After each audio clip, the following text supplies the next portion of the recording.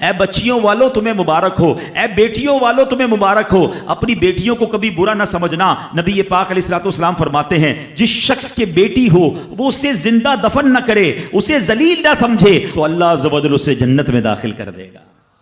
ایک اور جگہ نبی پاک فرماتے ہیں اللہ اکبر، یہ حدیث تو میں کہتا ہوں ختم ہے نا، اس کے بعد الفاظ ہی نہیں بچتے۔ بہت ساری بیٹیوں کی فضیلت کی حدیث ہے، مگر یہ حدیث ادھر جا کے لگتی ہے، دل کو چھو لیتی ہے۔ سنو تو صحیح اس کے الفاظ کیا ہیں۔ اللہ کے نبی فرماتے ہیں بیٹیوں کو برا مت کہو، میں بھی بیٹیوں والا ہوں۔ ہائے ہائے، ختم ہو گئی نا بات ہے۔ اللہ کے نبی نے صلی اللہ تعالی وسلم نے اپنی نسبت بیٹیوں کی طرف فرمایا میں بھی بیٹیوں والا ہوں۔ بے شک بیٹیاں تو بہت محبت کرنے والیاں، غم گسار اور بہت زیادہ مہربان ہوتی ہیں۔ سنو بیٹیوں والو اور بہنوں والو، اللہ کے حبیب کیا فرماتے ہیں صلی اللہ تعالی علیہ وسلم، میرے نبی کا فرمان ہے کہ جس کی 3 بیٹیاں یا بہنوں کی اس طرح پرورش کرے، ان کو ادب سکھائے، ان سے مہربانی کا برتاؤ کرے، یہاں تک کہ اللہ عز و جل اسے بے نیاز کر دے، یعنی ان کا نکاح ہو جائے، تو اللہ تعالیٰ اس کے لیے جنت واجب فرما دیتا ہے۔ یہ ارشاد سن کر ایک صحابی کھڑے ہو گئے ہیں۔ صحابہ کے سوال بھی بڑے کمال کے ہوتے ہیں۔ یقین کرو ہمارے بہت سارے کام سیدھے جو ہے نا، ہمارے لیے بہت ساری آسانیاں صحابہ کے سوالات نے کر دی۔ اب ہو سکتا ہے یہاں میرا کوئی بھائی ایسا بیٹھا ہو جس کی 3 بیٹیاں نہ ہوں، وہ کہتا ہے میری تو 2 ہیں۔ صحابی نے سوال کیا حضور اگر کسی کی 2 ہوں تو اللہ، اور 2 لڑکیوں کی پرورش کرے تو ارشاد فرمایا اس کے لیے بھی یہی اجر و ثواب ہے۔ راوی فرماتے ہیں یہاں تک کہ اگر ایک بیٹی کا بھی لوگ ذکر کرتے تو نبی پاک اس کے بارے میں یہی فرماتے۔ مگر ایک روایت اور بھی موجود ہے کہ ایک صحابی نے کھڑے ہو کر کہا حضور اگر کسی کی 1 بیٹی ہو، اللہ کے نبی نے فرمایا 1 بیٹی ہو تو بھی جنت واجب ہو جاتی ہے۔ بیٹیوں پر شکایت، بیٹیوں پر منہ چڑھاتے ہو، بیٹیوں پر لڑائی کرتے ہو، اللہ اکبر، یہ تو جنت میں جانے کا ٹکٹ ہے۔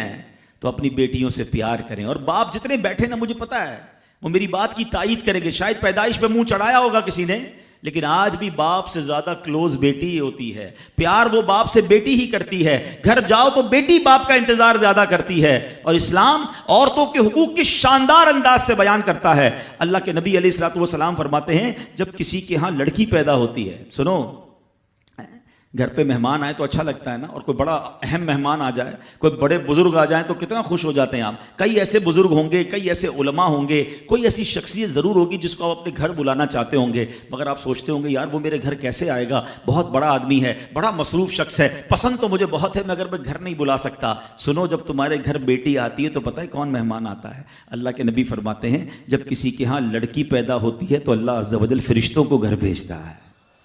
ہاں، آپ کے گھر فرشتے آتے ہیں اور کیا کہتے ہیں؟ فرشتے آ کر کہتے ہیں اے گھر والوں تم پر سلامتی ہو۔ پھر فرشتے اس بچی کو اپنے پروں کے سائے میں لیتے ہیں، اس کے سر پر ہاتھ پھیرتے ہوئے کہتے ہیں یہ کمزور سی جان ہے جو ایک کمزور جان سے پیدا ہوئی ہے، جو شخص اس کمزور جان کی پرورش کی ذمہ داری لے گا تو قیامت تک مدد خدا اس کے شامل حال رہے گی۔ تو اب کبھی بھی بیٹیوں پر زیادتی نہیں ہونے دینی۔ ہاں، بیٹیوں کی دعائیں لو، بیٹیوں کی خدمت کرو۔ اور میں نے خود دیکھا ہے، آپ نے بھی دیکھا ہوگا، میں نے دیکھا ہے، بلکہ میں نے ایک طرح سے انٹرویو لیا ہے ایک رشتہ دار کا کہ یار آپ کی 4 بیٹیاں ہیں، 3 بیٹیاں ہیں، کہتا ہے یار جب سے بیٹیاں آئی ہیں پتہ نہیں رزق کدھر سے آ رہا ہے۔ بیٹیاں تو کیا آئی ہیں، اللہ نے رحمت کے دروازے کھول دیے ہیں، کیونکہ اس نے منہ نہیں چڑھایا۔ کچھ ہوں گے ایسے بیٹیوں والے جن کا ہاتھ تنگ ہوگا، تو غور کرو جب بیٹی ہوئی تھی تو شکر کیا تھا یا شکوہ کیا تھا؟ اللہ نے تو بھیجی تھی رحمت تمہارے گھر پہ، تم نے اس وقت بھی اللہ کو ناراض کیا، بیوی کو گالیاں دی، ہنگامہ کیا، اب کہتے ہو رحمت نہیں آ رہی۔ تم نے تو کتنی ناشکری کر لی۔ اگر تم سجدہ شکر ادا کرتے، اللہ کی بارگاہ میں رضا راضی رہتے، اللہ بیٹیاں تو دیتا مگر تم پر رحمت کے اور دروازے بھی کھول دیتا۔ اور ہم نے دیکھا ہے لوگوں کے رزق کو بڑھتے ہوئے۔ تو کبھی بیٹی کی پیدائش پر آپ نے منہ نہیں چڑھانا ہے، ہاں، نہ اپنی زوجہ کو تانے دینے ہیں، اور بیٹیوں کا خیال رکھیں۔